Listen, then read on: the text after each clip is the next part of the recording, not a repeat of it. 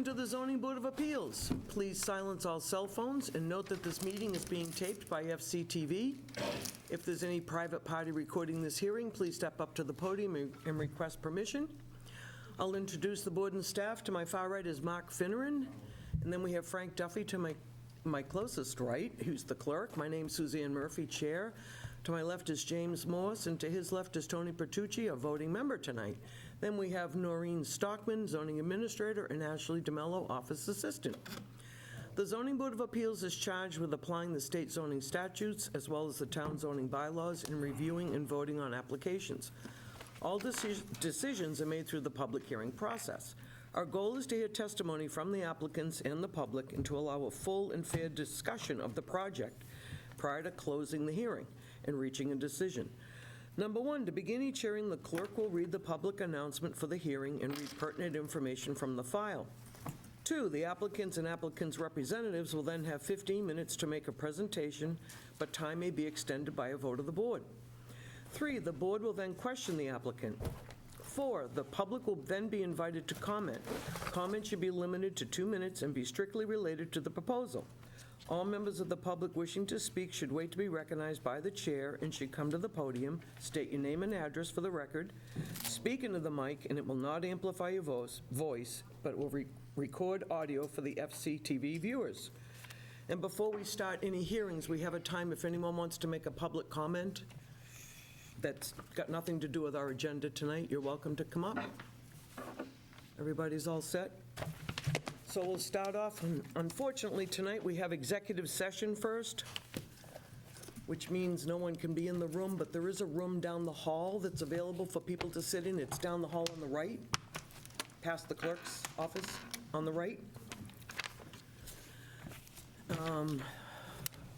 The board will be entering into executive session under GLC 3A, Section 21A3, to discuss strategy with respect to litigation in the matter of Falmouth Residential LLC regarding 809 Sandwich Road, East Falmouth, where discussion in open session would have detrimental impact on the town's litigation position. Thing over there? Is that what Madam Chairman, I move that we move into the executive session for the previously stated reason. Second it. We have a motion and a second. Let's have a vote. Finneran, aye. Duffy, aye. Murphy, aye. More side. Petrucci, aye. All right. We can start. We're going to have the hearing starting, this is application 66 of the year 2025. Sandwich Road Housing LLC has applied to the Falmouth Zoning Board of Appeals for a comprehensive permit pursuant to Chapter 40B of the Massachusetts General Laws to construct 50 residential units that will be age 55 restricted. 10 of the units will be affordable.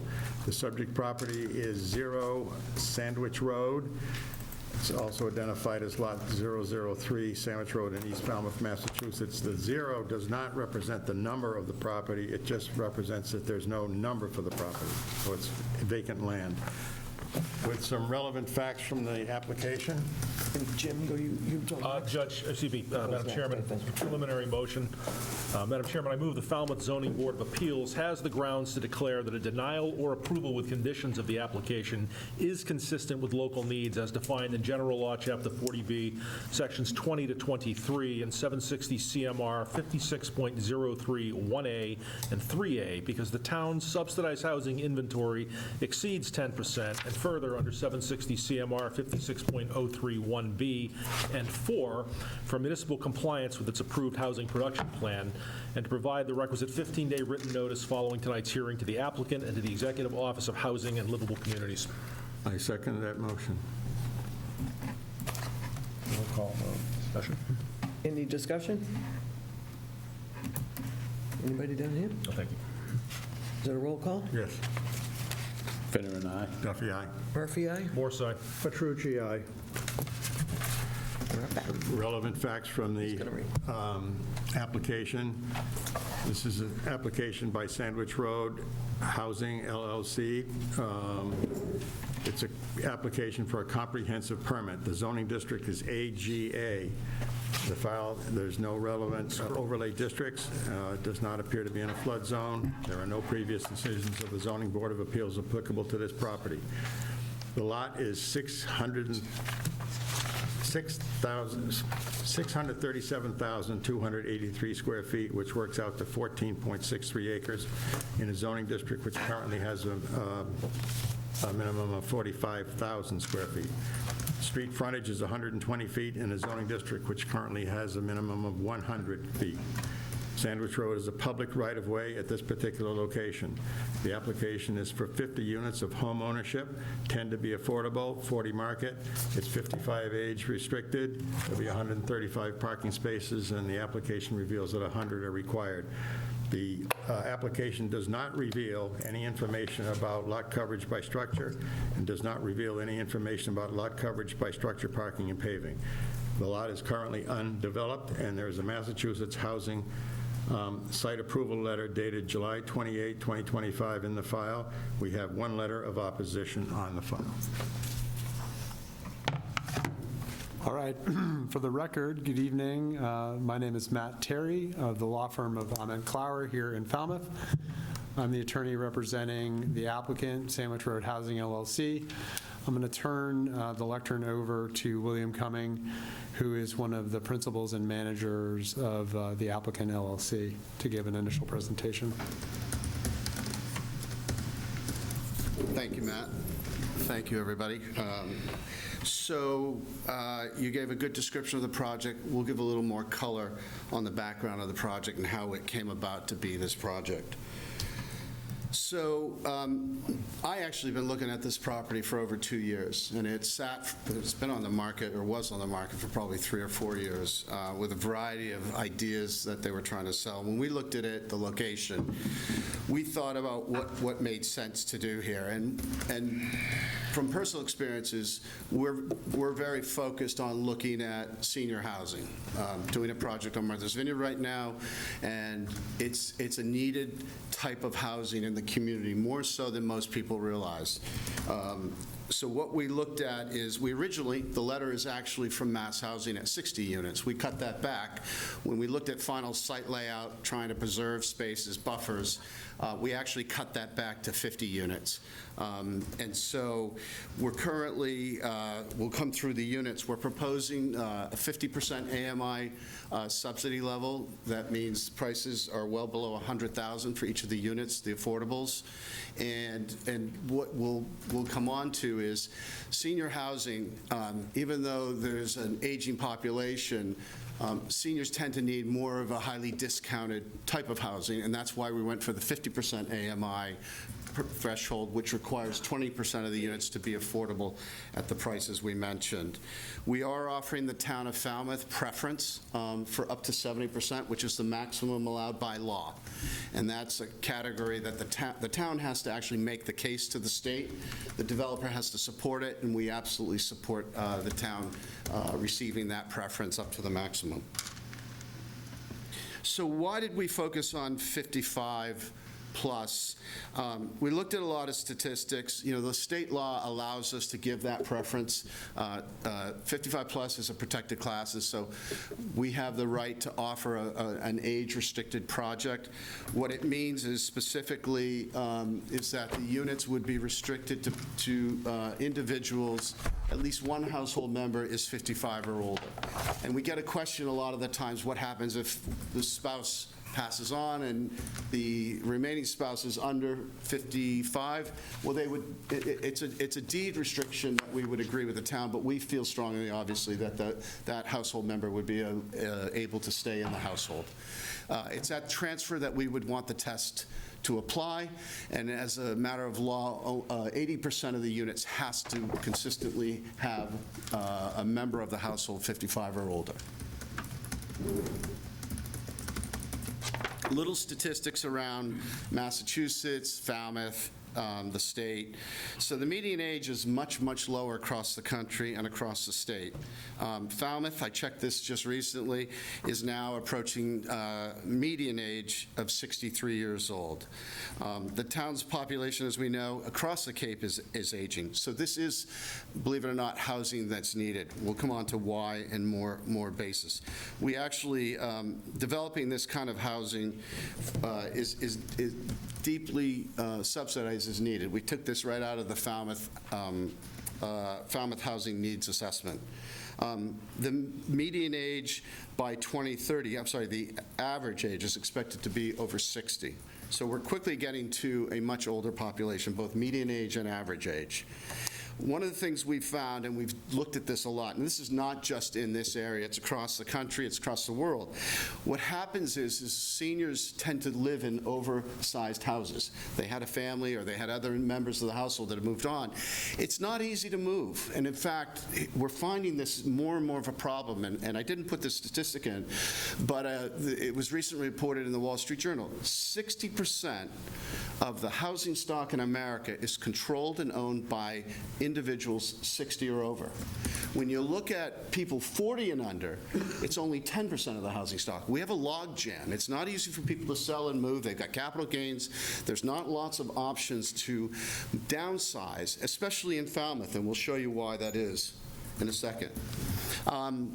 So let's see, smaller properties. What we find is seniors want to or have the option of downsizing. Smaller properties, there just aren't a lot. And what we also find is starter families are also competing for their same smaller properties. And so when you look at what we've designed, you'll see every unit is effectively, most of the units are two-bedroom units. And there's a reason for that. It's because smaller properties, less maintenance, lower cost of overhead. And so that was part of the reasoning behind that. Let me keep going. This is a map. It's a little stale, but what it shows is across Massachusetts, dwelling units, percent of housing that is multifamily versus single family. And what we find here is that Falmouth and Martha's Vineyard have some of the lowest multifamily units in the entire country, the state, but also the country. And what that means is we have lots of single-family residences, but there's nowhere for smaller homes. There just isn't the choices for people to downsize to an apartment or a smaller home.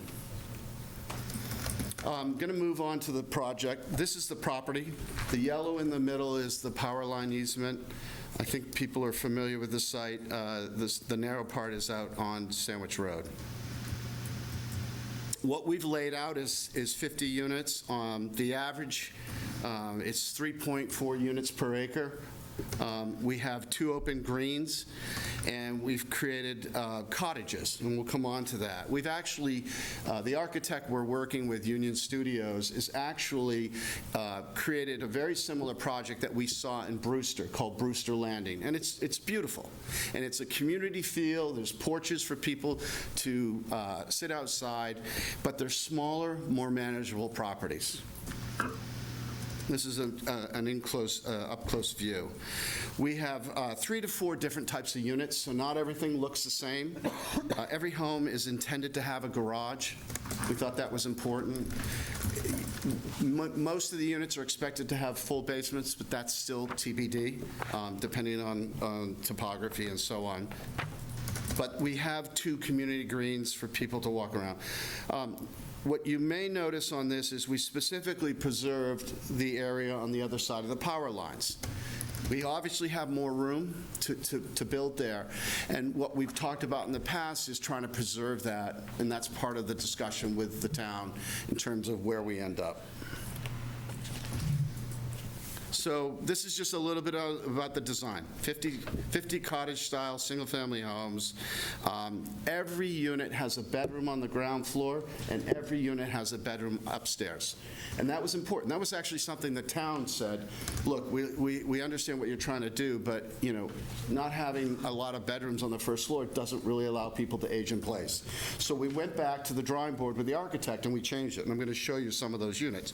But the style is really meant to be shingled, some clapboard to mix it up. Most homes have a porch. This is some of the elevation plans of the different units and what they would look like. This is just a sample unit A, and as you'll see, there's a porch on the side, there's a master bedroom downstairs with a bathroom, kitchen, living room, and a garage. We have the ability to put basements in all of these. And you see they have bulkheads, so there's access from the inside outside. This is just another example of one of the units. Again, what we have is a bedroom downstairs, a bathroom downstairs, and a bedroom, bathroom upstairs. Unit C is another example here, all different. The zoning map. This is where we are. It's agricultural A. The entire area seems to be agricultural A, and the star is where we are located. In terms of locus, we're halfway between Mashpee and Falmouth Center on Sandwich Road. We show 809, that's the actual property next door, but as mentioned before, our technical address, I believe, is 0 Sandwich Road. Nitrogen loading. It's one of the things we have a lot of experience having dealt with on Martha's Vineyard and Falmouth and the new regulations. Even before the regulations came in, we were expecting to do an advanced, IA system, and we understand that's a requirement now. There is no water resource protection area. What that means is Zone 2, or wellhead protection area in the vicinity. We noticed that you mentioned the safe harbor. We put this in a slide, I think it was earlier this summer, and we're well aware of the regulation. Unfortunately, I've been through this before with a challenge on Martha's Vineyard. And the reality is the Easterly can't pull a building permit. It was a condition of their building, your approval, that they actually have a sewer wastewater system. It's a 1 to 2 year process to actually be able to get a water discharge permit. So it was impossible that they were ever not going to fall off the inventory. So as of July 29th, they no longer were eligible to remain on the SHI. And so I think it's our position that ultimately those units will not return until they get a C of O. It's impossible at this point. So for them, it makes all the more importance that these units step in and become part of your inventory down the road. That's not an absolute, In terms of? what you just said. I mean, it's. Well, fortunately, we have an arbiter. Yeah, well, I'm not going to accept it, and you present it as an absolute. Okay. But that's the case. regulation, 56032C. If the time lapse between your approval and the applicant's pulling a building permit is more than 12 months, they fall off. This is a little bit about Chris and I. We're in the industry and have been in for a very long time, both development and real estate finance, and doing affordable housing, and this is our team. We tend to hire really knowledgeable people. Matt is a great part of I've worked with Matt for 5 years on almost everything I do. We have great architects, Union Studios. They do work across the Cape and the Vineyard and Nantucket. Our transportation engineers, they're well-known. They actually, turns out they did the traffic study next door to us. So at this point, I will take questions from the board, however you want to handle. I'm at your discretion.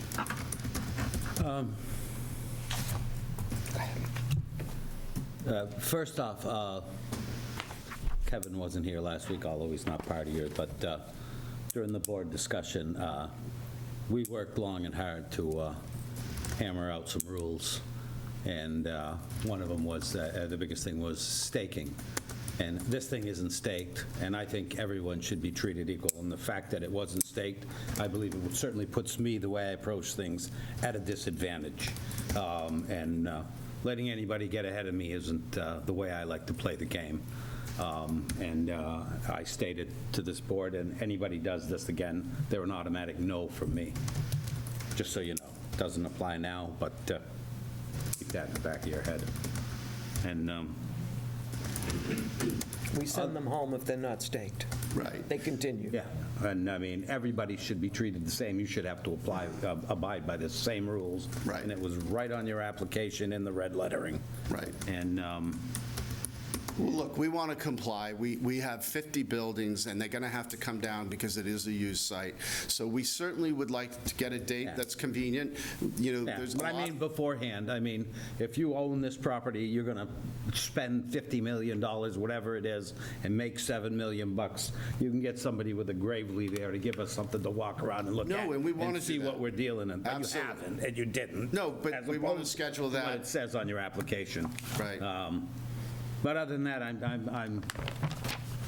don't have anything at the moment, but I'm content to sit back and Frank? absorb.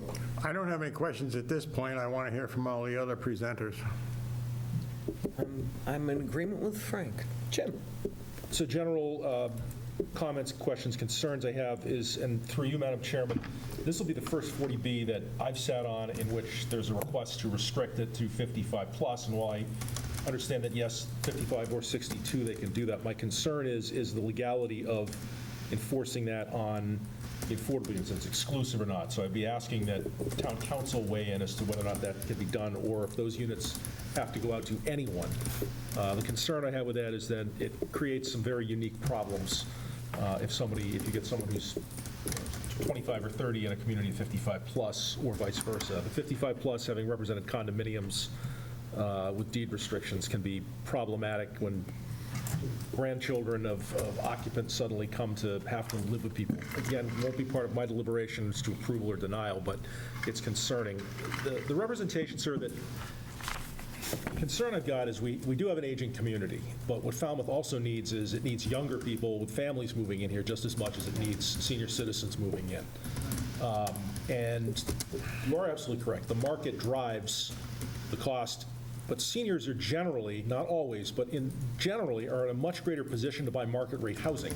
They're towards the end of their prime earning years. Some are retired. They've usually had some type of transfer of wealth from a previous generation, whereas younger people don't always have that. So I applaud that you're using 50% AMI. That's quite plaudable. I'm very happy that you're using a D-night system. At least the representation is that there's a D-night system on your application. So there are some things that I think are very good about this project. Having worked in Oak Bluffs for a long time, yes, I know you can have, it looks kind of like a square version of the Camp Meeting Association. So in terms of the architecture, yeah, it can definitely fit in, but overall density is always a concern with 40Bs. The 55+ is concerning for me, only because I think that there's adequate senior 55 or 62+ communities in this, in Falmouth currently. Those are my initial concerns right now with the, and positives. I'm sure I'll have many other questions after the abutters weigh in. I can chime in with my number one concern is it's only 10 units for affordable. Tony? You've got 3.42 units per acre on this site, and there are others in town like that. I think that, I got a couple quick questions, because I think you should go away with understanding some minor concerns. There'll be maybe more. With regard to, because we've not heard from our Board of Health at this point in time, you're going to produce, let me finish before, because I know what you're going to say, I think. You're going to produce 11,550 gallons per day with 105 bedrooms. But is it true that the state or DEP can reduce the 110 gallons per day down to 55 to 66 gallons per day? Is that true? For 2 bedrooms, it's right in the regulations. Right in the regulations. Do you have DEP approval on that? Because you've got certain hurdles to get over to prove that. No, it's an automatic calculation. You'll go into the tables, and they're probably 2 pages long of every type of use, and it's specific, and it's only for 2 bedrooms. So we're only going to that on 2-bedroom units, and that's how we stay below the 10,000 gallons per day. All right, because in that case, should be well below the 10,000. Yes, Yeah, correct. all right, so that's how you're getting around that. And so, having IA systems, that's a wonderful thing, given the problem. It's a no-brainer, right? It's a no-brainer, exactly. I think it's wonderful. This will be a clustered or ganged Correct. Yep. system on that. There are 4 systems that are approved by DEP. I don't think they're the best, but that's what they give Well, us. they're evolving, but you got to Yeah. get to 10 milligrams per liter minimum. No system exists that does that today. So when you, and again, I'm happy to talk or just leave it for another time. We can leave- Obviously, just leave- okay, yeah. okay, Yeah, sure. I'm trying to get out a few things now. I think it's only fair to the applicant that you hear some of the Sure. concerns, that's all. You say that Vanessa, and Vanessa is one of the top traffic engineers. Everyone in the development industry uses them very often. They did just down the street, I think at 375. You mentioned them as part of the team. Have you performed that traffic study yet? Nope. We're. Plan on doing that? Yep, immediately. It's, All right. Because that's going to be important, particularly since right next door, we've got a very dense site as well, on a very busy street. Another thing that this board, especially in these large developments, is very concerned with is lighting, exterior lighting.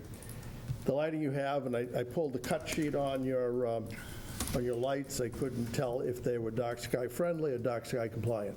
we would certainly work with the board to ensure that. That's a given. It's typically we'll hire a consultant to go through and do the whole photoelectric survey study, and you'll get that as And the part of reason the I'm package. bringing it up, because this, I'm going to speak for myself. Yeah. I will ask that. You will absolutely have one. You don't even need to ask for it. We will give it to you either way. The other thing, because you didn't ask for a height waiver and you haven't shown any ridge heights on this, do you know what the ridge height will be?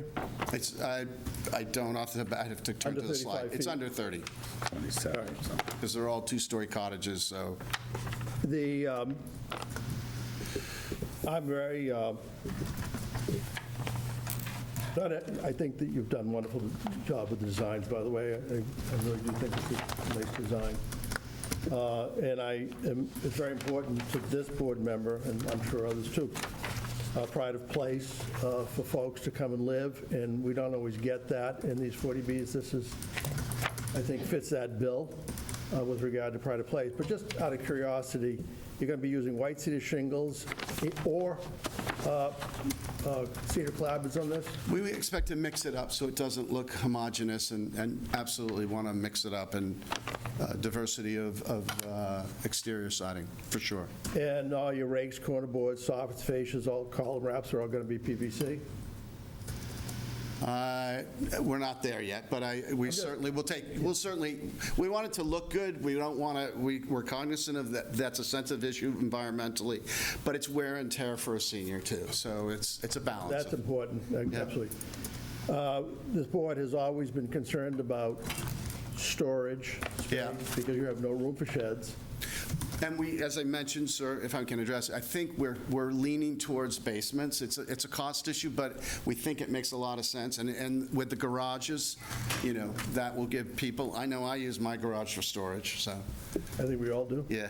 And I bring this up because it has been a concern of this board, especially where you're so tight Yeah. with these things with regard to any outside storage sheds, things of that nature. Do you have, now a lot of these homes that I'm noticing for builders now, they're using trusses which give you no real attic space. Will you be having a truss attic, or you'll have storage up there? So again, my partner, Chris, is builder.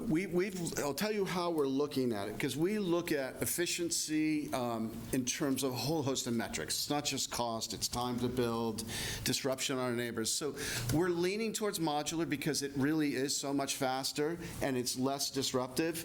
It's not cheaper necessarily, but we haven't decided. But we like it because it's more predictable, more consistent quality of product, and we can manage the process better. And we do not expect this project, like a lot of developers, and it's pros and cons, to come in and build all 50 units at once. What we'd like to do is start in neighbors, try and do it modular, minimize the disruption, and move in an orderly fashion around the site.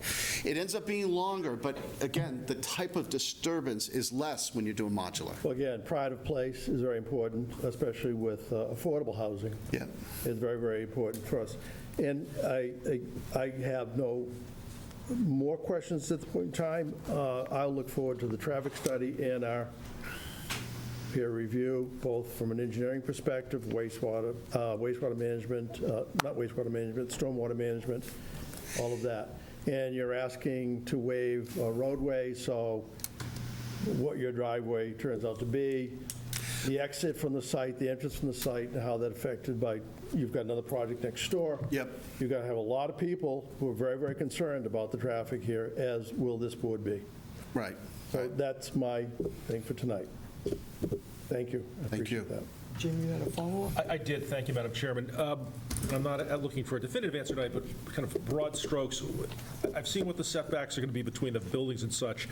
What's the approximate setback or buffer zone you're going to have for the property owners who are directly south of the driveway for the so-called duplexes there approximately? And then what's the approximate setback from the property line from buildings 12 to 21 to the Sorry, I'm going to try and get there because I'm not well-versed yet. That's the slide. So I'm talking about the row of houses up on the entranceway. What's the approximate Up over setback? there? Yes. What is the approximate setback going to be from the rear of those buildings to the neighbor's property line? 38 feet. 38 feet? On our end. And Over there. what about on the row running north to south? That's a significantly, looks like a larger buffer. Do you know approximately what that distance is?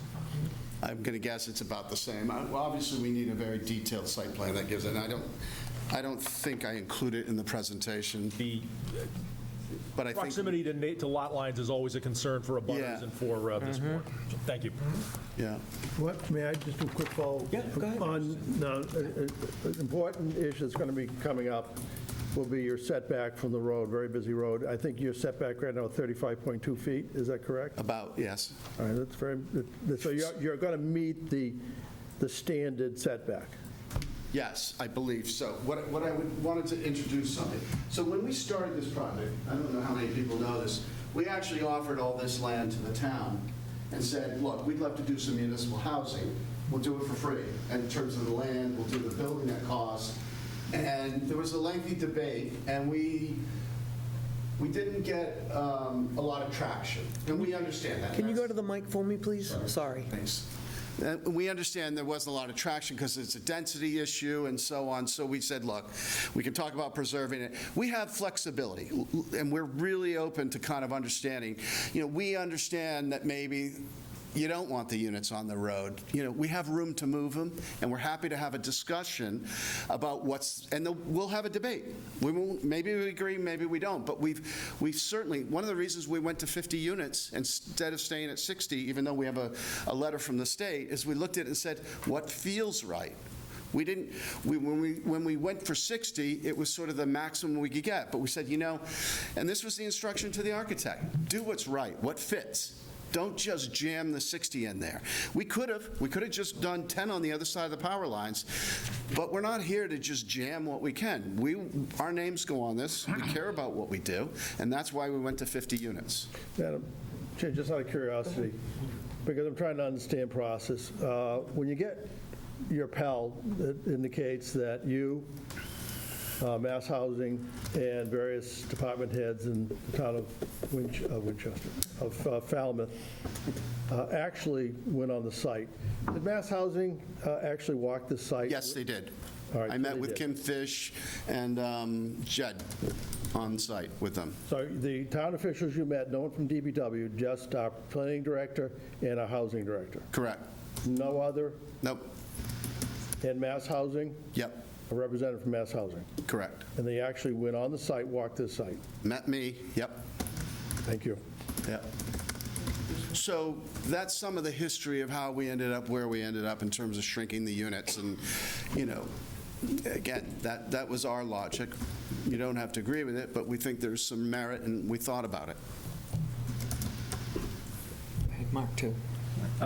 Just for my own curiosity, the math on the reduced wastewater calculation, is that because statewide an appreciable amount of two-bedroom units, the second bedroom is empty?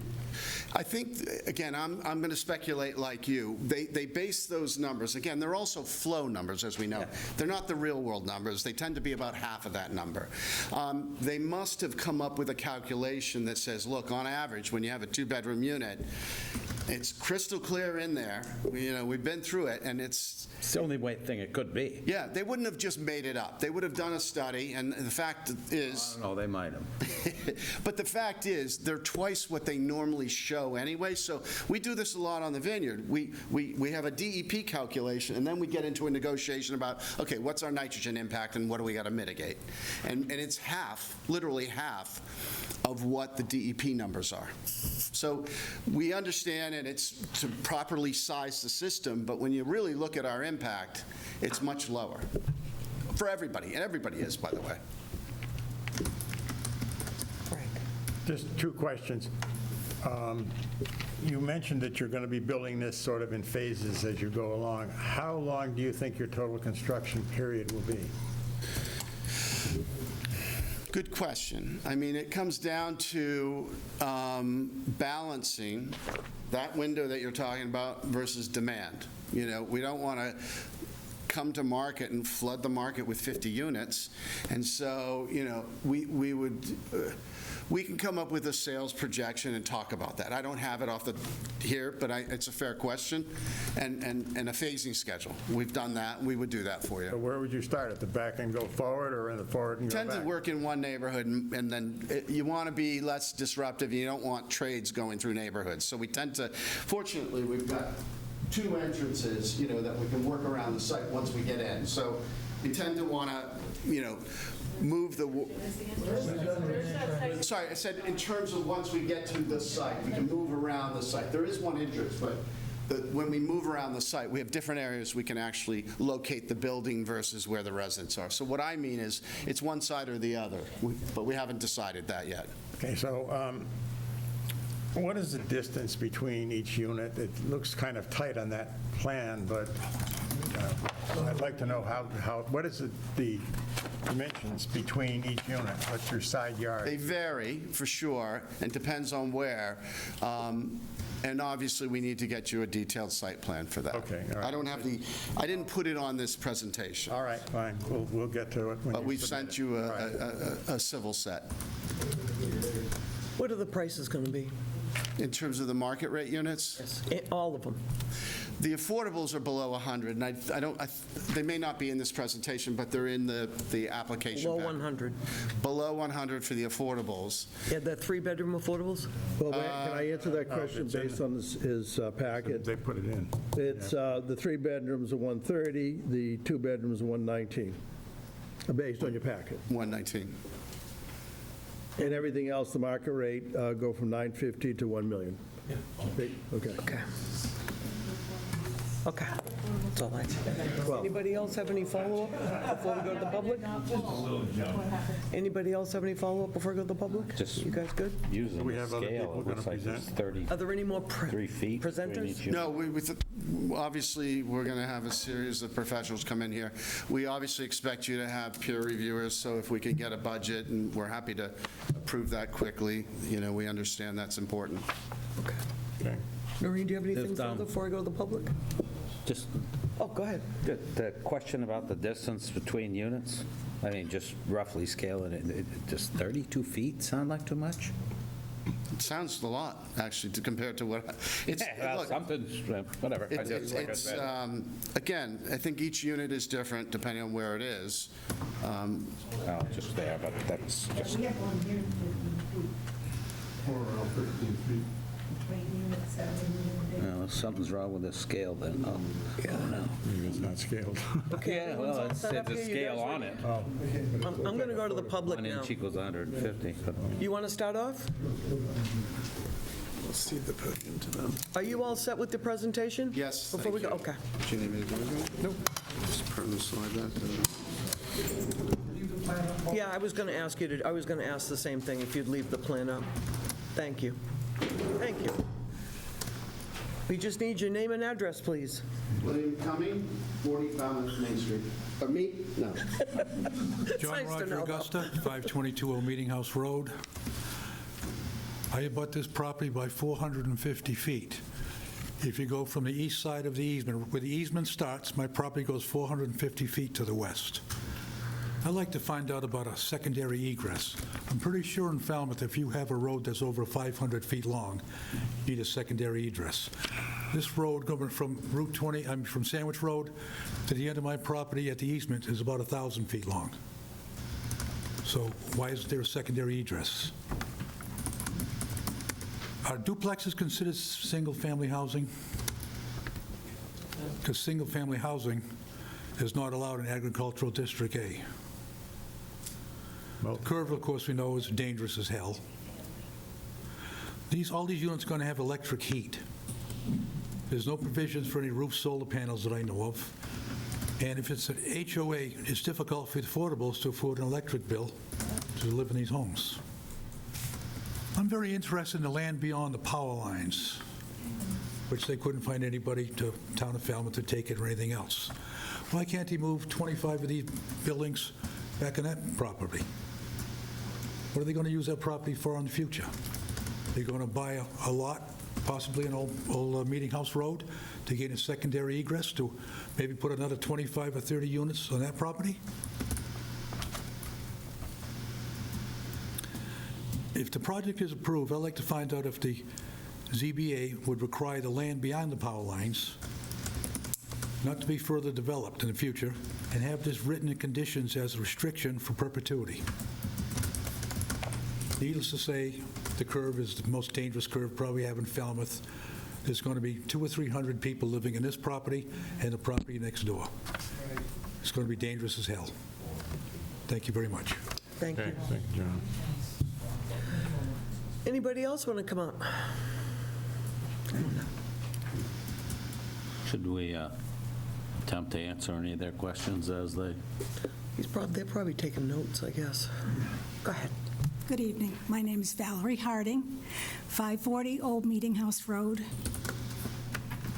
I have a few concerns. I've lived in my home for 51 years. Now that we are in safe harbor and we are not mandated by the state to waive any of our local zoning bylaws, the builders are asking for a substantial number of waivers. I'm strongly against being asked for a waiver to build such a high-density project in an agricultural district that has been zoned this way for the protection of the residents' way of life. Most here want to use their property for agricultural purposes. Once we get a lot of density there, people will begin to complain about chickens, horses, smells. They will not be happy, and our property will no longer be for agricultural use. We fought very hard to get this zoning in place in the early 1980s, when Hatchville was being overrun by developers taking all our farmlands. At the time this was passed, we thought we could comfortably go about our lives and livelihood. Unfortunately, once again, we must fight for the agricultural zoning. A waiver is requested for the buildings. The zoning states only one house per acre. This is 14 acres. 50 buildings plus 36 rental units that will be built right next to this development equals 86 cars times 2 if every home has 2 vehicles, which is likely, a total of 172 vehicles entering and exiting the roadway at least twice a day, if not more. Both developments will be using entrances very close to each other on a very bad curve and on a hill that has seen numerous accidents in the past, 2 of them fatal. A waiver is also requested for construction of a roadway less than 300 feet from DeCosta Circle. The zoning states limited frontage of this property on Sandwich Road prevents this. The Smithfield Farm Development, they've done a nice job with their drawings. is proposed by two fellows from the Vineyard. They're also trying to get affordable housing on the island, where it seems they are struggling there as well. We know affordable housing is an admirable task, and we all know it is needed. I am not against affordable housing at all, but this area is not that close to gas stations, grocery, et cetera, as stated in their proposal to the state. The proposal is for 55 years and older. Being realistic, most of these homes will be sold to people coming to Falmouth to retire, not our Falmouth residents. Our population needs more housing for younger working people with family, not more retirees. This does not help the town. I fully understand that it takes many hands to gather financing together for a project like this. However, I am a little untrusting about so many projects in this town coming from people who do not live here, nor do they have any vested interest in what the town will be like when they leave with their comfortable profit. Thank you. Madam Chair. Thank you.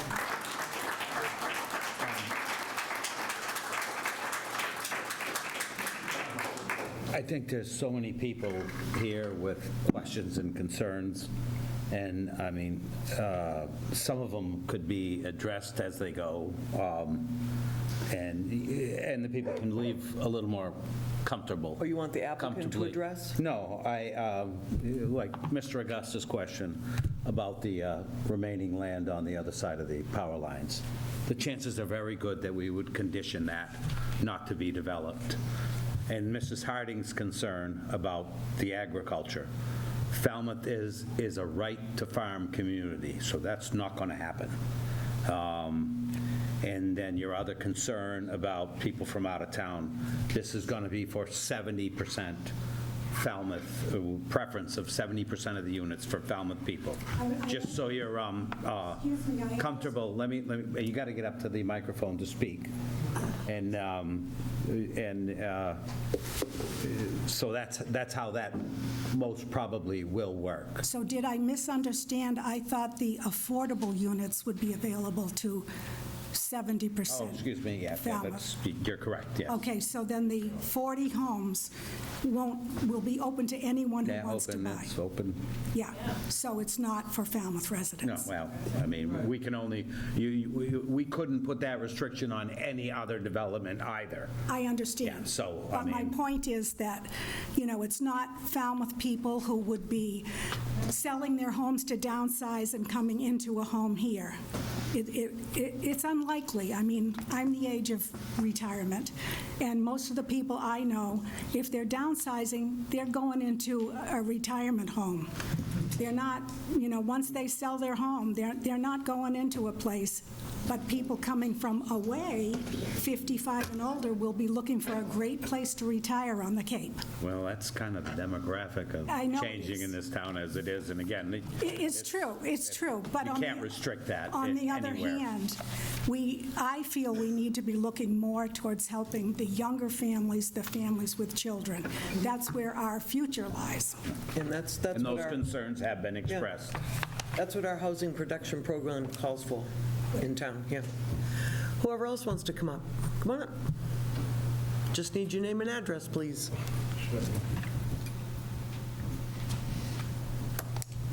My name is Peter Reganese.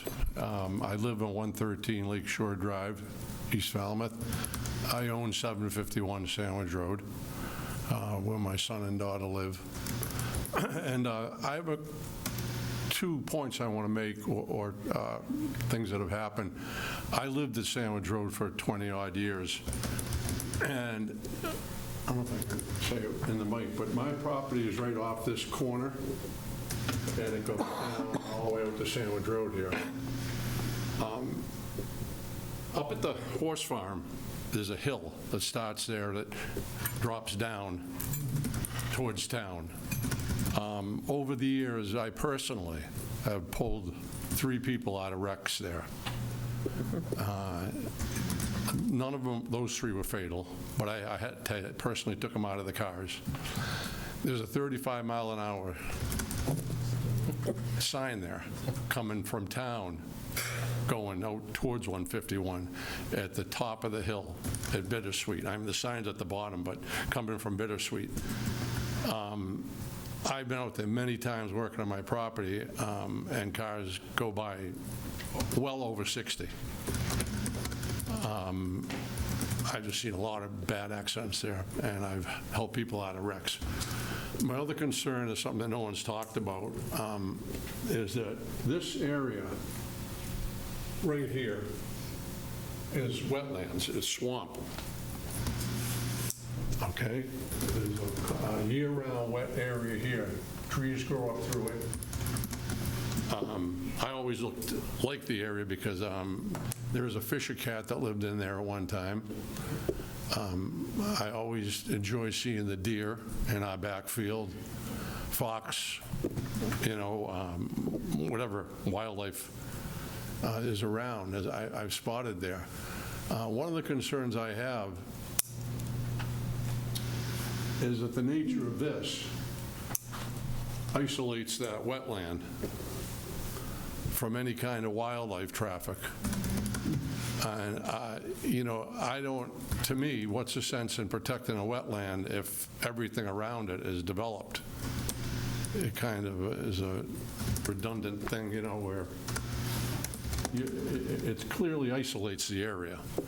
And that's just a concern I want to bring up, and something that I think should be thought through, because as we talk about, one of the things that attracted me to Falmouth back in 1981, well, I always came down here since I was a kid, but was the rural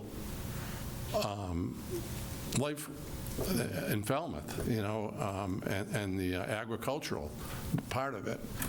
And it's hard for me to swallow the fact that you have something that's A1 zoned, and because someone wants to do something different, that they can just at any one time come in and have some studies done, this and that, and change this, It kind of makes me say, what's the sense in having the zoning at all? Well, I hope you're paying attention to what the state is attempting to do. It's going to make it even worse. So you might want to call, all of us should call our state representatives, because what you're talking about is completely out of Falmouth's hands, and the state is going to make potentially make bigger changes. So all of you may want to start getting more involved with your state reps and understanding what's coming next. Very good. Thank you. Thank you. And on top of that, all you people that have genuine concerns, showing up here every time is the best way to pursue them. We try to think of what you tell us or whatever, but having you here to prod us, if you will, is definitely worth your investment in time. Not guaranteeing anything, but. Anybody else? Come on up.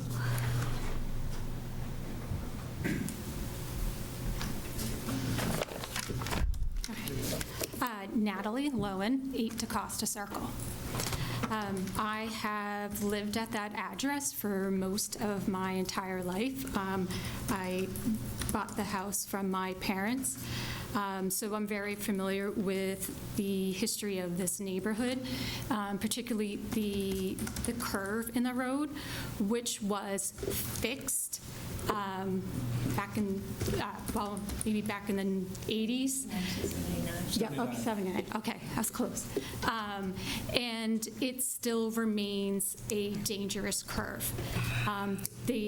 My neighbor who is on Sandwich Road many years ago put large rocks in front of their house because a car went through or hit their house. And cars are still hitting those rocks. The other concern is with this road is with the number of housings for both of these projects is the traffic coming in and out. There's already heavier traffic being used on Thomas B. Landers and Hatchville Road. This is one extreme example, but it was a Friday afternoon, sometime between 4:30 and 5, and we were leaving to go to my mother-in-law's house, and we had been sitting there for about 2 minutes.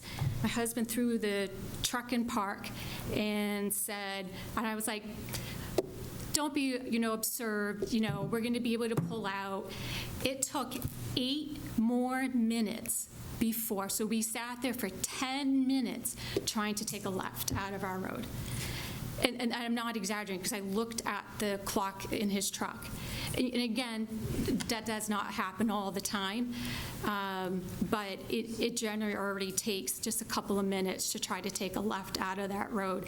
And to imagine having more housing just across the street from us is going to make it a real safety challenge of just trying to navigate that road, especially between the curve and the amount of cars that are coming out of Carriage Shop, Hatchville, and Thomas B. Landers. I cannot tell you how many times throughout the day or night I hear car horns blaring because of Thomas B. Landers Road and people trying to navigate taking a left out of there. I will say that the thoughtfulness of the designs makes sense of having a primary bedroom on the first floor. I don't want to completely bash this development. There is definitely a need for our seniors to be able to downsize. However, and this isn't just to them, but it's a Cape-wide issue. Most people here on the Cape are not going to be able to downsize to the $950,000 to $1 million house. Most people can sell their house, can afford to sell their house. Most people here cannot afford then to buy a house here on the Cape. Not at 7% interest. Yeah, no, exactly. The other thing, my background is I'm a social worker. I'm also a mental health. I work a lot with the senior population. The other issue is that there's not a lot of generational style houses. We are in not only a lack of workforce, but there's a dynamic that is also happening where young families have to move off Cape because they can't afford to stay here. And then what happens is that puts a strain on our systems because now grandparents aren't here to help with the grandkids. And then when the grandparents get to a certain age, their children aren't here to help care for them. So that's another thought, is to be creating more generational houses with a primary suite on the main floor.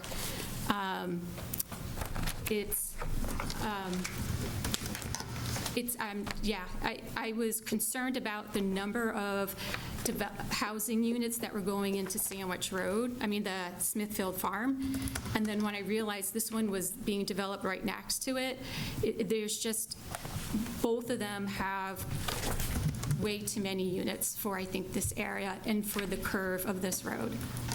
Thank you. Thank you. Madam Chair, just a point of interest. Go ahead.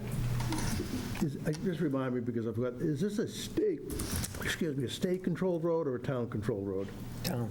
It is town, okay. Town road. Thank you.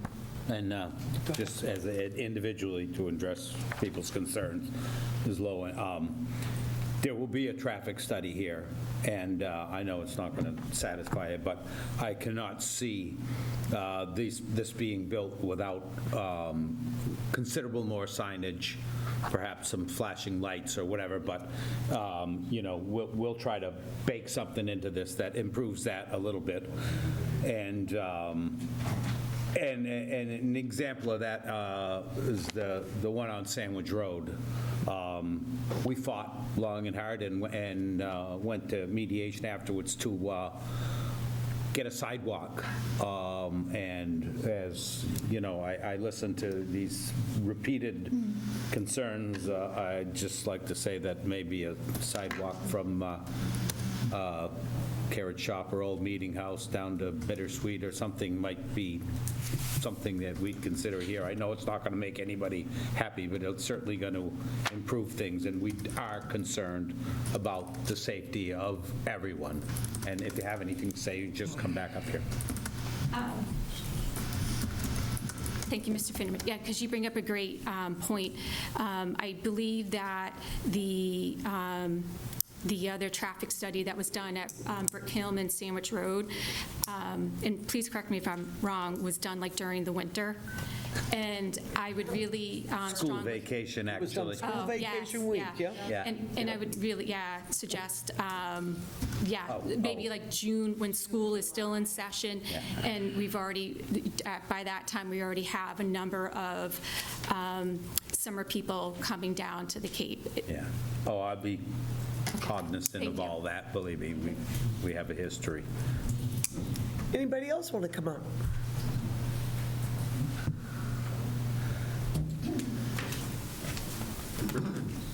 Hey, you both have backup. There you go. We called each other before. There you go. That works. I'm Ellie Costa, 19 High Street. This is Patricia Gadsby, 77 F.R. Lilly. As you can see, we are board members of Farming Falmouth, and we are here to support the protection of the agricultural zoning of this property. I too thought the cottages looked lovely. I appreciate a lot about the design, but in fact, this is a development that obliterates 14 acres or more of agricultural land, and we believe strongly that a resilient community needs to have land on which to grow food.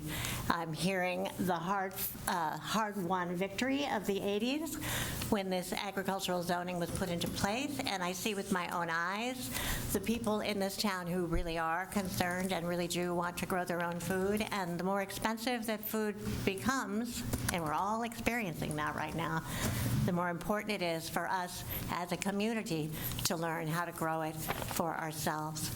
We would like to see the town of Falmouth adopt an attitude of balance.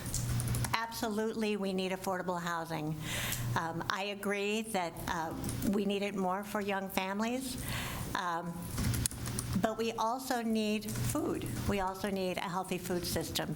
And so this idea of balancing competing needs, the town has competing needs, and I would like to see the town adopt a balanced approach to the development of the remaining properties. So this weekend, we actually hosted an MDAR, Massachusetts Department of Agricultural Resources, meeting. We were asked to host it. There's a lot of concern about the rapid disappearance of farmland in this area. This is a state-driven concern, and we're supposed to be considering protecting farmland in our municipal planning. So I would just like to bring that up.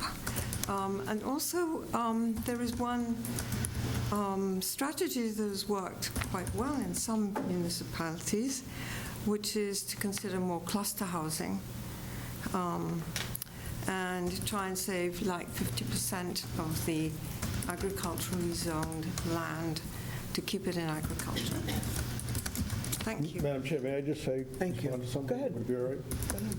You know, there is definitely a concern about how we use our land in this town. We are not, it's very important for everyone to understand, we're not a policy board. We administer over zoning bylaws, things that exist. So we're more reactionary. Unfortunately, the state mandates that every ZBA is the one that rules over 40Bs.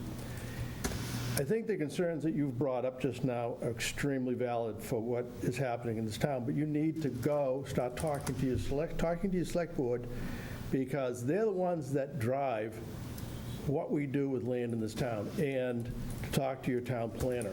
They're more than happy to talk to you. You have to start with your town planner, because you're absolutely right. You need to start getting the policy boards to listen to what you folks, we all want in this town. It's not us that can make that change. It's the policy boards. So I just encourage you to talk to the town planner and to the select board and see where you can get with that. It's not going to be easy, particularly with 40B. It's a state-driven situation, not a town-driven. So that's my advice on that. But to be honest, even the town can do nothing about it. Even the town Right. can do almost About a nothing about 40B. 40Bs. But, We're just, Unless we're in safe harbor. unless we're in safe harbor. Right. Which we are. So can the zoning, Exactly. can the zoning board of appeals, and I thank you for that, thank you for that message of support. Can the zoning board of appeals protect the zoning of the property? So, Madam Chair, you can Yes, answer that. go ahead. You Oh, can I'm answer. sorry. Go for it. In safe harbor. In we safe have- harbor, we Yes. can protect. If we are in safe harbor, we can say absolutely no to this. All right? And I would encourage all of you to read the Housing Coordinator's memo on this project dated September 12, 2025, and why they have concerns about it. And they're the ones that participate in advising the Select Board about LIPS, local initiative programs, that would support, like the one next on the other side. So you should understand what's in this September 12th memo. It might help you develop other questions. It certainly appears to have kept this from being a LIP, a local initiative petition. But we actually could say no. They could appeal that. They have actually 15 days to appeal right now what we're stating. If they can prove, and they've alleged in their memorandum as part of this package, you can see that they were out of safe harbor because 375 Sandwich Road did not pull their building permit. Whether they are accurate or not is another matter. But they can appeal this in the next 15 days and join the people next door who are appealing our safe harbor. If we lose that, the game is over. We have very little control other than to say, where does the UPS truck park and where does the dumpster go? Pretty much that's what happens. That's an exaggeration. We can do more than that. But as long as we're in safe harbor, we don't have to do any of this. We don't have to do next door. We don't have to do this. There's going to be some moderation of something going on here as long as we stay in safe harbor. And you might want to talk to your town folks to make sure that they support staying in safe harbor. Yeah. All right, thank you for that. One more. Yes. Is in your concern for that land, and then, first off, I'm with you all. The whole thing of food's more than a staple, it's a lever. But, and it's being applied all over the world. But this gentleman seems, at least on the surface, to be very amenable to anything, but there's no access to this. That's just something I wanted to point out to you. I mean, even if they were to give you some of that land, you got no way to get to it. Well, we have a vision. Drones? We have a vision. Let's just say you had half the houses there, or if you did respect the zoning, you had one on every acre, right? Yeah. One on every acre. The people there can be farming on the rest of their own acres, or they could all decide, to Patricia's point about maybe clustering the houses more on one side, the rest could all be farmed by an association of the people who live there. I mean, there are agri-hoods where people look out their window and there's somebody farming that food and giving it to the people who live in those houses because everybody has pooled a resource to make that happen. So there are lots of different ways to do this. As long as we stay in safe harbor, Right. it becomes more of a negotiation than a dictate coming from the developer. So I just want to clarify, you're saying, speak to our representatives to... That's on another matter. Okay. The safe harbor is a question. Safe harbor is something that is controlled by 40B. There are rules about it. These folks are saying we are not in safe harbor. Right. the folks next door to you, Northland, are now appealing if we're in safe harbor. Whether or not they win is another matter. All right, but if we stay in safe harbor, it becomes more of a negotiation and less of a mandate if we're out of safe harbor. So please make sure that the folks that you vote for in town support safe harbor. Okay, got it. Can I make one plug as we leave? I do feel support coming from you, and I do appreciate it. I just want to let the whole room know that we are sponsoring a series of discussions about farmland preservation right here and our food system right here. And we're going to be inviting all of the public to join us for 4 conversations starting in December and through the winter. And our hope is to get our representatives to those conversations as well so that we can decide on some action steps to make our food system stronger. And also check with your traffic, with the traffic committee in town. Have any of you gone to speak to them about it? Now that I remember it's a town road. Your traffic committee are the ones that are in charge of safety of our roads and taking safety measures. Understand what any of you, hopefully some of you have gone and petitioned before them to do whatever one does to make roads safe, although it's pretty hard on Sandwich Road. But understand what you can do. Talk to your traffic committee to see, because we can't do it all right? See what you can get through on the traffic committee and talk to them about what they might or might not do and understand what we will be up against in trying to negotiate something with the developer for your safety, for all of us safety. We all traveled Sandwich Road. For all of us safety. We all live here. So just talk. Thank you. Thank you for giving so much of your time. Keep up the good work, girls. May your concerns grow like the proverbial mustard seed. Come on up, man. Sure.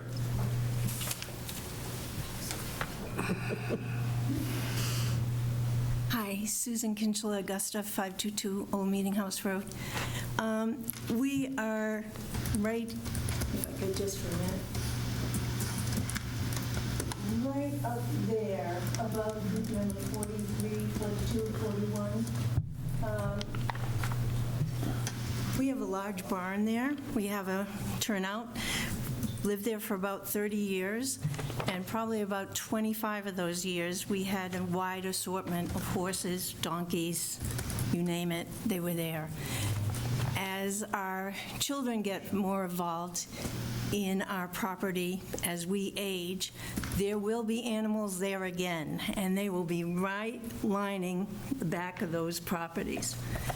And I also had a question in regards to, my husband asked the question regarding the secondary egress. I was wondering if anyone had a response to that? Well, that's one of the waivers they're going to ask for. Okay, within the probably 15 years ago, maybe 20 years ago as well, there were different projects that were proposed for this, and at that time, they were requiring a secondary egress. And since there's probably about 1,000 feet on that main run-in. May I respond to that? Sure.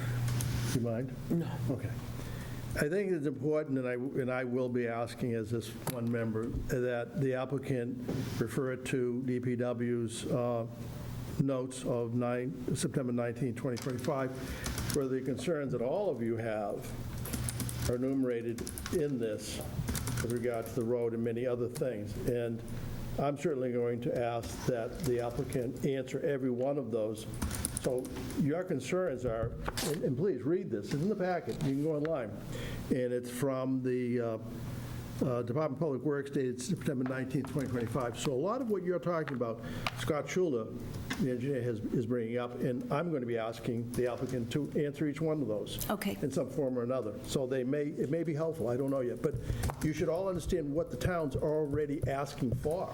Okay. And then see what we get with it. All right, thank you. Excuse me. Just, and this goes to show my concern about this not being staked. I went up and I drove around today. I mean, there's no getting into this property. But is your barn the one that's relatively close to the house on the Smithfield property? If you go It's a through the red back gate, there's some trucks parked there, and it's the red barn on the left. Right. Okay, just to put it into, you know, I mean, as I say, with no stakes. I mean, I'm coming into this half blind, which I don't like. Yeah, we come off of Old Meeting House Road.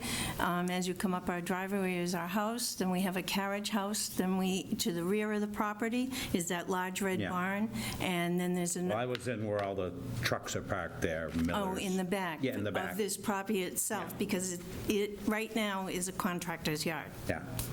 Oh, so that is actually this, that contractor's yard is actually, okay, again, my exact concerns about being presented this without being staked, and I'm never going to let that happen. Well, you're going to be a guaranteed no vote for me and anybody else that comes and tries to pull this again.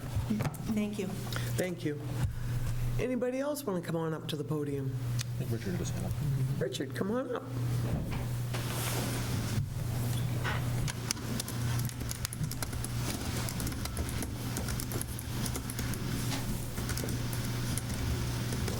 Richard Johnson, 1 Amvis Avenue, which is a long way away from this site. But I had some comments about... Getting closer all the time. These units in the sample footprints that have been given have a basement, a first floor, and a second floor. And no basement yet. Well, there's stairs going down. Yeah. But those are... I wonder about the wisdom of that kind of housing structure for aging in place. I have a 2-story house. I'm 70. I can see the time when I have to live on 1 floor and all that other space upstairs just goes to waste, and I have to heat it. So I think that's one concern about it. The other concern is the second floor has a tremendous amount of living area and only 1 bedroom. And the living area is duplicated on the first floor, so the potential of a 3rd bedroom in that space is very tantalizing, which that throws off some of the septic calculations. That's true. Thank you. So do grandchildren. Yeah. Anybody else want to come on up?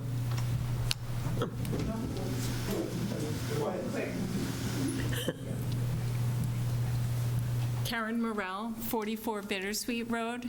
Mine is more just like a question in regards to the traffic study. We really haven't even actually seen the effects of the first project that's been built and created, so how are we really going to do an accurate traffic study for a second project when we haven't even really seen the effects of the first project? Well, they have models that they use, but just, I don't know if you watched any of the Sandwich Road, but... I did. I attended quite a few of those. We'll be watching this quite closely, because, I mean, a lot of it's just math, and, I mean, it's a concern of ours, too, and believe me, I'll be doing the best I can, but...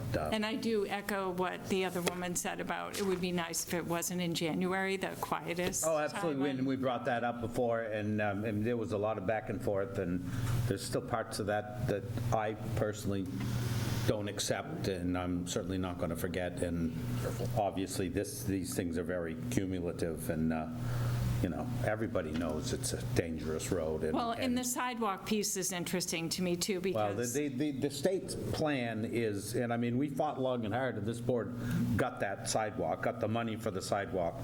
I mean, obviously, this person is going to join the two, but that is on the state's wish list, to have a sidewalk from Brick Hill Road all the way to 151.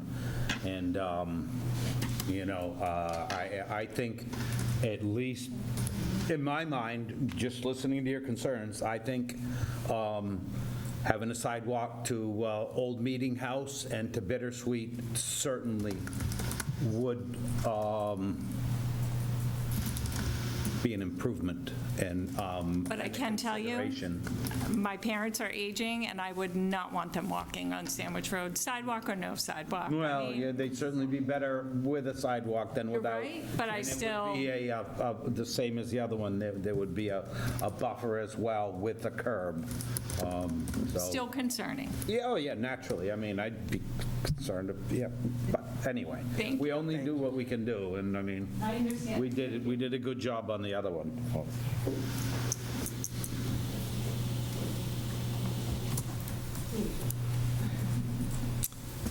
Hi there, Mike Lima, 791 Sandwich Road. I think I'm just going to repeat a lot of what some of the other concerns are. Of course, just to hammer them home one more time, you know, the density of the project, you know, some of this, if you look at the row of houses on where the road's coming through, is the other side's the project. So right there is like 50, it seems like, in that run little small area. We actually live on that property that borders that whole length. So it looks like there's about 8 or 10 houses that are going to backyard into our yard, which I think was 22 feet from the line, but maybe I'm off. But anyhow, it seems like things are tight. I'm really curious what's going to happen. Is there any buffer, fencing, shrubs, or some type of hedging proposed, or? They're drawn in the picture. I think those are the trees from my property probably that are overhanging. I think they actually asked for a waiver to not show us landscaping, if I'm correct. Well, in any regard, that's a concern of ours with having, like I say, 8 to 10, you know, properties unloading into the side of the property here. So just curious how that might end up. Yeah. But just want to reiterate, you know, I think our town's losing a lot of its resources, and this is just taking more of them, you know, the trees, the animals, the water, you know, you name it. It's just, you look at maps 50 years ago, 70 years ago to now, there's not much left really, and you're just taking what's left. I mean, I guess that's the way it is, but that's all I got. Thank you for your time. May I just say something to you on that? Go ahead, Tony. May I say something to you on that? Again, you folks need to talk to the people you elect here in town, because they're the ones that decide how this all happens, including your town meeting members, your select board, your town planner, all of that, because if you want the town to look at things differently, then those are the folks. We just apply the bylaws, or not apply the bylaws, depending if we're in safe harbor or not. As regarding landscape plans, I mean, they have landscape plans, but not definitive landscape plans. Very likely, we will probably ask, because they are so close to you, to provide some form of buffer. I'm saying that aloud now so they can consider this as they go along, because they're very, very tight, and it's going to make a big difference to you and everybody else. Yeah, I mean, it's like moving from a quiet neighborhood to a town, to a city, you know? And speaking of that, maybe we're heading towards a city. Maybe we'll have a mayor soon, you know? I don't know, but anyhow, thank you. I appreciate your time. Thank you. Thank you. Anybody else want to give it a shot? Come on up, sir.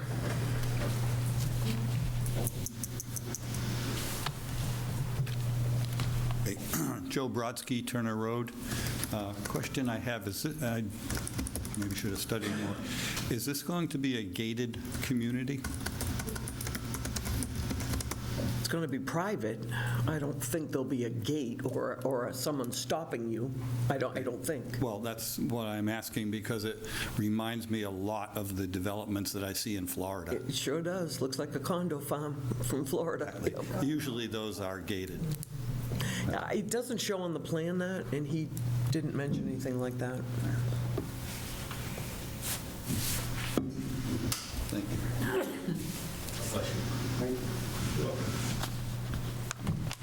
Peter McCormick, 70 Bittersweet. I just hope the board maybe can use this opportunity to do historical surveys in the area for the, investigate the indigenous and historical activity in the area. 14-acre, the other area, and that whole area was quite a significant area, and I hope you use that opportunity to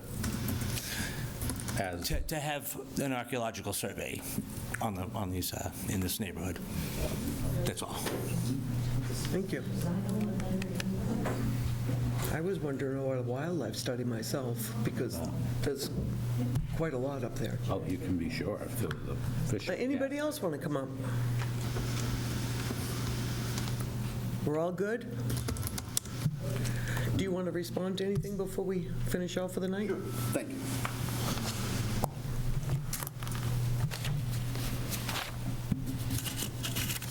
lots of good questions and comments, for sure. And some of it is, landscaping, things like that, of course. We need to go into it with the board. Just as much as you don't want to see our units, I'm sure the buyers of these don't want to be looking into your bedrooms. So that's a natural. No, there's no gate. Not to harp on we reshaped this, irrespective. We have a view on Safe Harbor, not trying to bring it up, but we understand this has to work. And so, we expect to have a dialogue and a debate, and where we can make accommodations that make perfect sense, of course we're going to do that. And so I think that's part of the healthy debate that goes on through this process that we see we're going through. So I think traffic is absolutely a legitimate discussion. I think one of the reasons we looked at senior housing is it produces statistically half the traffic. We don't make that up. The traffic engineers of America do that. They have umpteen studies, and they look at these things. Just as they have an impact on wastewater, there is a difference on traffic. And so ultimately that will come through in the traffic study and the peer review. So we get all that. Can you assure these people that you will tell your traffic people that there's 300 units down the street, 30? It's already in the traffic study. So I've already looked online at the project next door, and they mention our project. So it's factored in. It's called build, no build. So they look at that, they factor it in, and ultimately it's in the numbers. And we did a project, and I'm very sensitive to the January issue. We can't wait a year, right? The process is 180 days. We start the process, and I get the seasonality impact. We're going through this right now in Edgartown, right in Main Street, and so ultimately I'm aware of it. We obviously want an accurate picture for everybody. At the end of the day, just so people understand, that tends to be a factor, and it took me, I didn't know this when we went through the process. That traffic study actually drives what our mitigation payment is. The more the traffic there is, the smaller the percentage our project is, the lower amount we have to pay.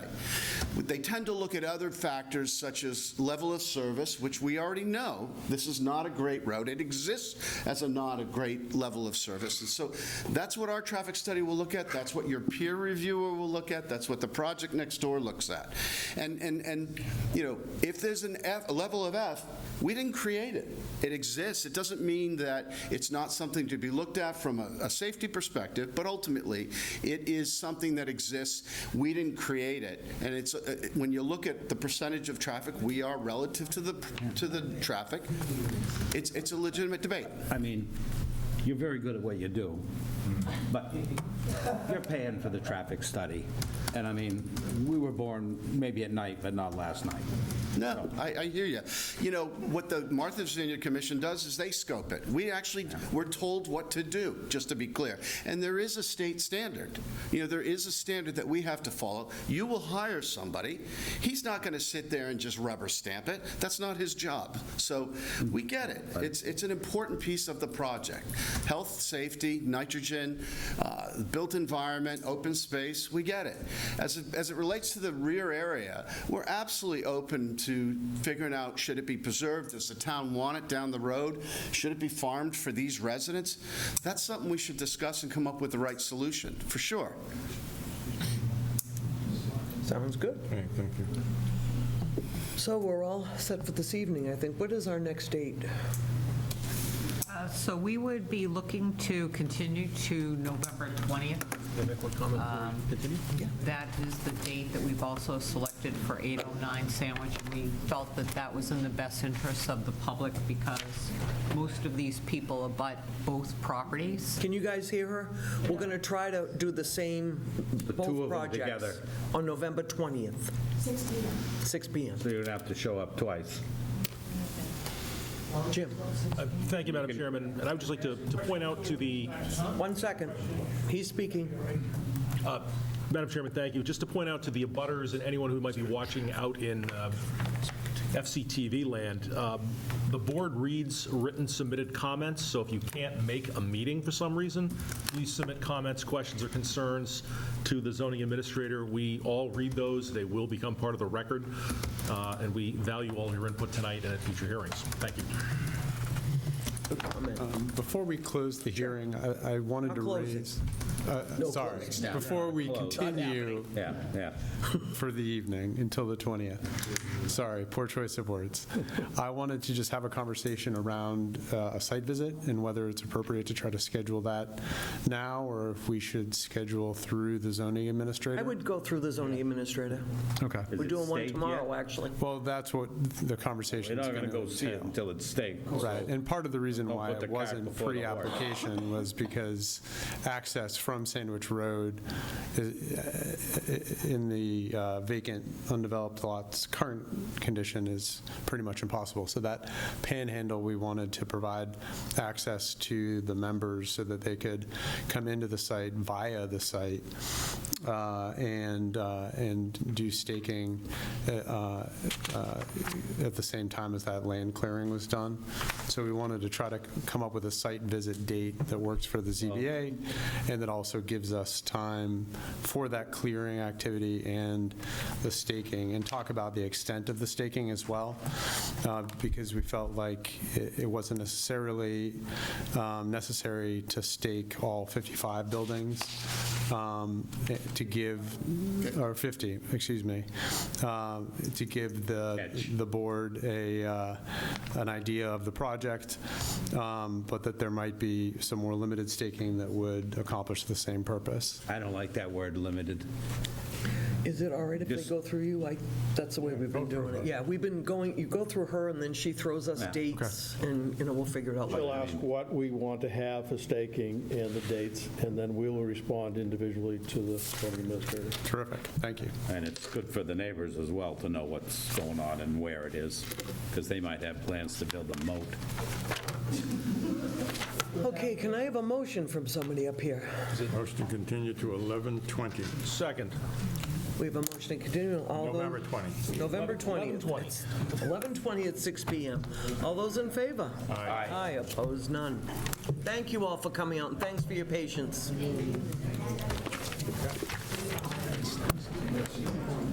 is later than that. Or, no, it's the 27th.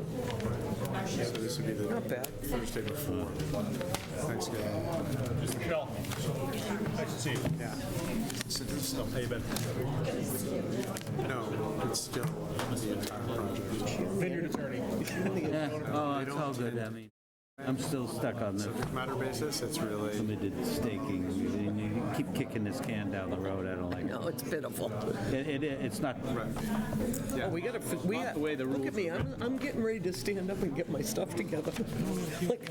Like I'm at some kind of hearing. I need an agenda. You got one on you, Frank? Can I have your agenda? Thanks. I tossed mine, I think. Are we doing any minutes, Noreen? The 18th. 18? Okay. Has anybody read the 18th? Yes, I read them. I'll make a motion to approve September 18th. I'll second his minutes as published of the 18th. So we have 18th, everyone's all set with that? All those in favor? Aye. Opposed, none? Board discussions? Tomorrow, 2 o'clock. 2 o'clock. There will be square. I'm in court in Orleans. I don't think I'll be able to make it back in time. If I can get back, I'll be I don't there. think pictures are going to help, so I'm not going to even Why don't take you wear a it for body you. camera and send it to You can wear a body camera. So 2 o'clock. I'm familiar with the locus, and I will. It's Friday. You bringing the beer? No. You're No on day drinking camera. for me on Friday. Oh, yeah. Eric. Smile, you're on candid camera. Board updates. May I just go back for a minute? Yeah, sure. Sorry. Yeah. Because I don't know the answer to this. I know the site from Benjamin Nye pretty well. Do we actually drive up that driveway? Because you can't park on Benjamin Nye.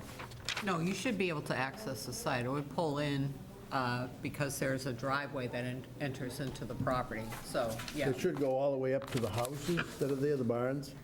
So I think we can drive up there because it's, Benjamin Nye, it's very narrow, so. Yeah. You want some apple cider donuts? I brought some. Anybody want any? Sure. I made donuts today at the farm. We have Hungry Jim right here. Yeah. Everything I want and nothing I need. That would be nice. I'm hungrier than a moth on a nylon sweater. You didn't even eat your dinner. No. I ate yesterday. Everything I want, nothing He's got I his need. Butterfinger for a dinner. All right, so board updates. Wasn't that kind? Did we finalize our weekend? What was the date? November 15th. It was the 15th, okay. So make sure. She's going to send out the Got full the thing. date book right in Yeah. front of me. I want to make sure it's. Butterfingers. And I'm bringing the coffee. It's my favorite recipe. I usually do the food, Dunkin'. but she'll send us stuff out. Ash is on it. Okay, future agenda items. We'll take all this stuff up at the 15th of November. Yeah, I think we're all set. If all set. anyone has anything to send in to put on the agenda, feel free. Yep. Okay, I think that's, I'm, okay, and our and next, I'm going to, as future, whatever, I want that thing staked so we know what's going on there. I'm not happy about this. I think it puts us in an absolute disadvantage. It does. And, I mean, the fact that I was up there driving around today and, helped, but it's, come on. It's, you got to be able to the walk it. rules will apply to So the board does Everybody the also same. have the authority, while you've got 180 days within which to hold a hearing, if an applicant appears and they haven't done what they had promised to do for the meeting, or they appear before you or not and ask for a continuance and don't use the hearing, you're entitled to add that time on Yeah. to the end. Well, point being, we shouldn't, neither this hearing or last week's hearing should have got past step one. Apple cider donuts. Thank you. There's a few. What about the rest of these people? There's 5 in there. 6. Aren't you kind? Thank you very Make 'em every much. Thursday at the market. Do you? Thank you very much. Thank you. Enjoy. Thank you. Come on, don't hide them, Take one divide home, them. Mark. Start, you pass them down. Thank you very much. We're still in session, folks? Yes, oh, sorry. Why you can't eat? Our next meeting, we don't have to mention tomorrow's site visit, right? Our next meeting is October 16th at 6 PM. Mark, before you chew, I need you. Oh, motion to adjourn? Motion to adjourn? I'm sorry. Before you do that, Time. Madam Chairman, I will be away on the 16th. I'm in Texas at a forensics conference, so I hope Scott is back, and if not, you'll need to... Scott is not back. You'll need to... Four-man board. Do we have a full? Did he have a baby? Nobody's taken the month off to okay. wait for the, do we have, what do we have on the 16th? The 16th of It's October? Benjamin Nye, isn't it? Sorry, I was looking. Benjamin Nye. Oh, boy. You can miss one. We have Habitat, so... There's no vote to be taken, though, right? No, and he can miss one. Yeah, so, We have to have a minimum of 4 people. 4, yeah, Yeah. so we should be okay. So And they can use the everybody else, mulligan. We Can't will get sick. send the police department to give you an escort if you need. Okay. I'll My watch the apologies video in after the advance to 16th, the but chair. I apologize for not sending notice. I thought I'd done this when I was in my email, but make sure the board is aware. Oh, you donuts are horrible. Okay, so we have a motion to adjourn and a second. All those in favor? Aye. Aye.